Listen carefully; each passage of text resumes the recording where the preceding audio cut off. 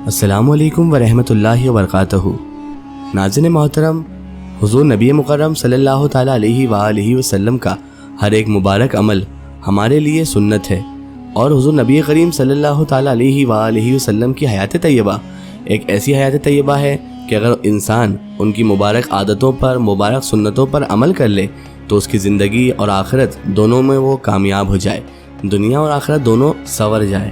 ناظرین محترم، اسی طرح کا ایک واقعہ ہمیں تاریخ میں ملتا ہے کہ حضور نبی مکرم صلی اللہ تعالیٰ علیہ وآلہ وسلم لوگوں سے کتنے محبت اور اخلاص سے ملا کرتے تھے۔ یہ واقعہ ہے حضور نبی کریم صلی اللہ تعالیٰ علیہ وآلہ وسلم اور ایک بھکاری کا۔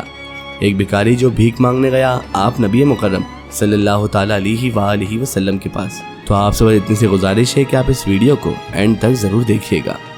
ایک مرتبہ کا ذکر ہے، ایک بھکاری اللہ کے پیارے نبی حضرت محمد مصطفیٰ صلی اللہ تعالیٰ علیہ وآلہ وسلم کی بارگاہ اقدس میں آتا ہے اور آپ نبی مکرم صلی اللہ علیہ وآلہ وسلم سے بھیک مانگنے لگتا ہے۔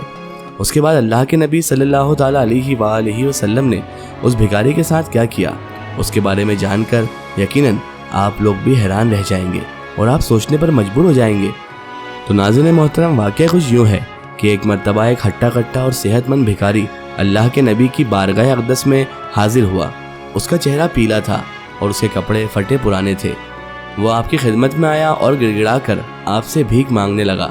وہ بھکاری کہنے لگا، اے اللہ کے نبی صلی اللہ علیہ وآلہ وسلم، میرے بچے بھوکے ہیں، آپ مجھے کچھ بھیک عطا کر دیجئے، آپ مجھے کچھ کھانا یا پیسے دے دیں۔ یہ سن کر اللہ کے نبی صلی اللہ علیہ وآلہ وسلم نے فرمایا، اے شخص، بتا تو کیا کرنا جانتا ہے، یعنی تو کون سا ہنر جانتا ہے، تجھ کو کون سا کام کرنا آتا ہے؟ اس پر وہ بھکاری کہنے لگا، اے اللہ کے نبی، مجھے کوئی بھی کام نہیں آتا، مجھے صرف بھیک مانگنا آتا ہے، کیونکہ میں ایک پیدائشی بھکاری ہوں، میرا باپ بھی بھکاری تھا اور میرے دادا بھی بھیک مانگتے تھے، اس لیے میں بھی بھیک مانگنے لگا ہوں۔ تو یہ سن کر اللہ کے نبی حضرت محمد مصطفیٰ صلی اللہ علیہ وآلہ وسلم نے فرمایا، اے شخص، کیا تمہارے پاس کوئی چیز موجود ہے، یعنی کہ تمہارے گھر میں کوئی سامان ہے؟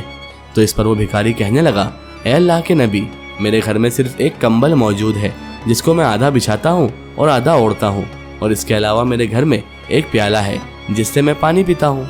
تو یہ سن کر اللہ کے نبی صلی اللہ علیہ وآلہ وسلم نے اس بھکاری سے فرمایا، اے شخص، اپنے گھر جاؤ اور جا کر وہ دونوں چیزیں یعنی وہ کمبل اور پیالہ میرے پاس لے کر آ جاؤ۔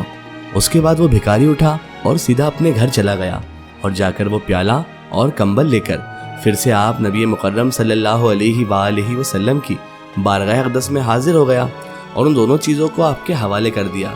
پھر اللہ کے نبی صلی اللہ علیہ وآلہ وسلم کمبل اور پیالہ لے کر کھڑے ہوئے اور پھر اپنے مجمع میں مخاطب ہو کر آپ نے فرمایا، اے لوگوں، میرے پاس میں دو چیزیں ہیں، ایک کمبل اور ایک پیالہ، آپ میں سے کوئی ہے جو ان کو خریدنا چاہتا ہے؟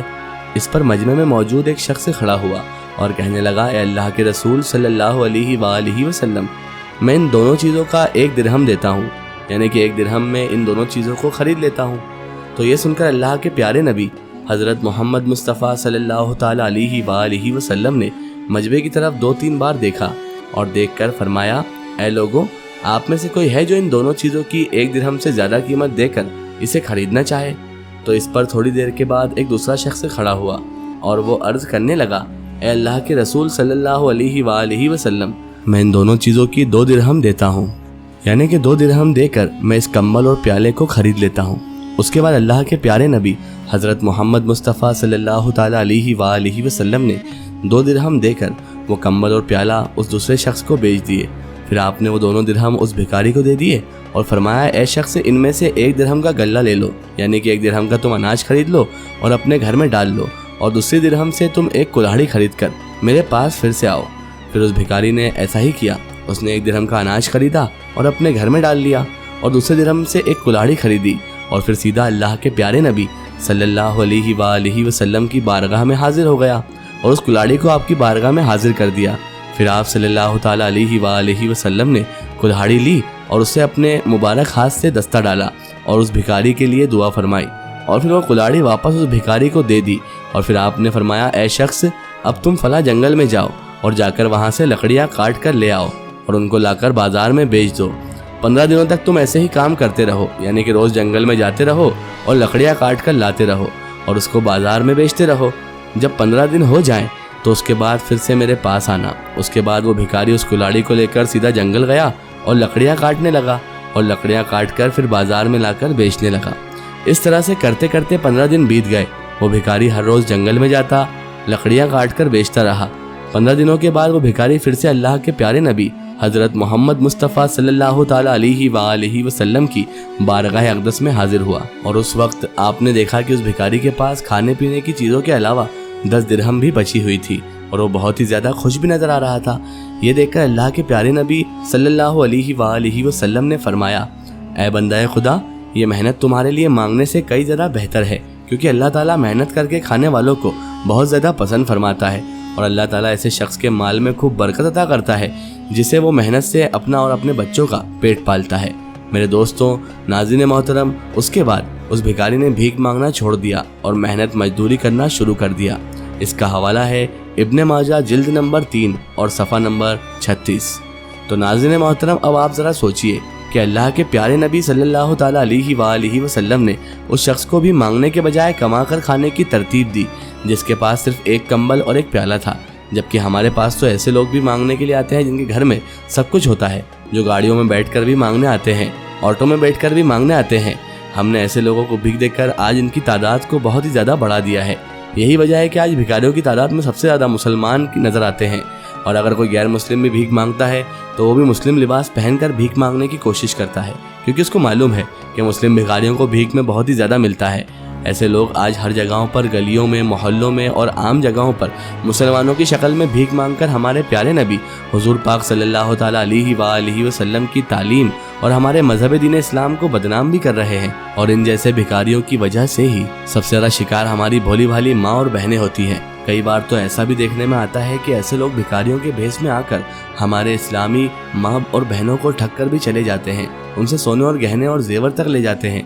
इसलिए आप सबसे हमारी यही गुजारिश है कि आप अपने घर की औरतों को भी इस बारे में समझाएं कि ऐसे लोगों को भीख देने का कोई फ़ायदा नहीं है जो कमा कर खा सकते हैं, जो हट्टे कट्टे और सेहतमंद होते हैं। ऐसे लोगों को भीख देकर मुसलमानों में भिखारियों की तादाद बढ़ाने का ज़रिया ना बनो। अगर आपको ज़कात, फितरा और सदका देना ही है तो आप अपने कमज़ोर पड़ोसी को दे दें, अपने रिश्तेदारों को दे दें, या फिर आप ऐसे लोगों को दें जिनकी माली हालत बहुत ही ज़्यादा ख़राब है, और उनको भीख समझ कर ना दें बल्कि उनकी माली मदद करें, उनको मजबूत बनाने की कोशिश करें। नाज़रीन मोहतरम, याद रखें, इस्लाम ने मांग कर खाने वालों को पसंद नहीं फरमाया। हदीस पाक में आता है कि सिर्फ वही शख्स मांग सकता है जो 1-2 दिन का भूखा हो, और वो भी सिर्फ इतना ही मांग सकता है जिससे एक वक्त का खाना आ जाए। इसलिए दोस्तों, नाज़रीन मोहतरम, ध्यान रखें कि जो लोग खानदानी भिखारी होते हैं, जो हट्टे कट्टे और सेहतमंद होते हैं, ऐसे लोगों को आप कभी भी भूल कर भी भीख ना दें। अगर आपको लगता है कि हाँ, यह शख्स वाकई में मजबूर है, कमा कर नहीं खा सकता, इसके हाथ पैर काम नहीं कर रहे हैं, तो आप ऐसे भिखारियों को भीख देकर उनकी मदद कर सकते हैं। अगर ऐसे लोगों को भीख देने के बाद आपको मालूम चल जाए कि जिसको आपने भीख दी थी वो झूठा है, वो शराबी है, आपके पैसों की शराब पी रहा है, तो ऐसे मामले में आपको अपनी नीयत का सवाब मिल जाएगा, मगर फिर से आप कभी ऐसे शख्स को भीख ना दें। अल्लाह ताला से दुआ है कि अल्लाह पाक हमको सबको सही समझ और नेक काम करने की तौफीक अता फरमाए और हमें नेक राह पर चलने की भी तौफीक अता फरमाए और हमें हर बुरे काम, हर बुरे अमाल से बचाए रखे। सो नाज़रीन मोहतरम, आपको वीडियो कैसी लगी कमेंट सेक्शन में ज़रूर बताएं और हमारे चैनल तारीख़ औलिया को सब्सक्राइब करना ना भूलें। इस वीडियो को ज़्यादा से ज़्यादा शेयर करें और इसे तमाम मुसलमानों तक ज़रूर पहुँचाएँ। फिर हाजिर होते हैं किसी नई और बेहतरीन वीडियो के साथ। तब तक के लिए खुदा हाफिज़। अस्सलाम वालेकुम।